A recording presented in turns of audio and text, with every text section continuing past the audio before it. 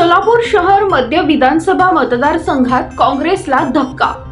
शहर मध्य विधानसभा मतदारसंघातील पद्मशाली समाजाचे युवा नेतृत्व, कुशाल संघटक, श्री प्रतिष्ठानचे संस्थापक श्रीनिवास भाऊ संगा यांनी आमदार प्रणिती शिंदे यांच्या मतदारसंघातील काँग्रेस कार्यकर्त्यांसह मंगळवारी दुपारी 4 वाजता भाजपा प्रदेश अध्यक्ष चंद्रशेखर बावनकुळे यांच्या उपस्थितीत भाजपामध्ये प्रवेश केला।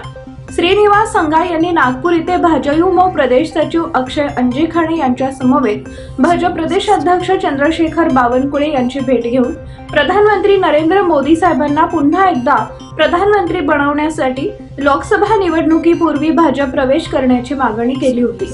शहर मध्यच्या आमदार प्रणिती शिंदे यांचे कट्टर समर्थक तथा माजी परिवहन समिती सदस्य गणेश साळुंखे, माजी केंद्रीय गृहमंत्री सुशील कुमार शिंदे यांचे कट्टर समर्थक तथा वडार समाजाचे युवा नेते विश्वनाथ दुर्लेकर, ॲडव्होकेट संदीप संगा, सोमवंशी क्षत्रिय पाटकर समाज पूर्व विभाग अध्यक्ष संतोष बसुदे, उद्योजक किशोर मार्गम, उद्योजक मधुकर सरगम, सामाजिक कार्यकर्ते वैजनाथ उघडे, रवी गोरे आदींनी श्रीनिवास संगा यांच्या नेतृत्वाखाली भाजपात पक्षप्रवेश केला।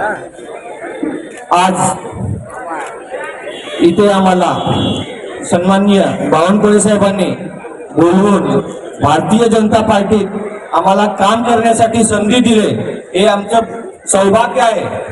आणि अशी नेतृत्व आमच्या सोबत असल्यावर आम्ही सोलापुरातील प्रत्येक नागरिकांचा, टेक्सटाईल पार्क असतील, विडी कामगार असतील, समाजातील प्रत्येक घटकातील अनेक समस्या असतील, असे समस्या आम्ही साहेबांच्या, माननीय देवेंद्रजी फडणवीस साहेब, मोदी साहेब यांच्या सोलापुरातील भारतीय जनता पार्टी ही पोहोचलं पाहिजे, संघटना कसं मजबूत करता येईल यासाठी मी श्रीनिवास संघा संघटना करता येईल पूर्णपणे साहेबांना त्याचं पूर्णपणे साहेबांना पाठपुरावा करून प्रत्यक्षात दाखवेल। आणि येत्या लोकसभेच्या अगोदर तेलुगू समाजाचा मेळावा घेणार आहे। सोलापुरात 5.5 लाख संख्या तेलुगू भाषिक आहेत।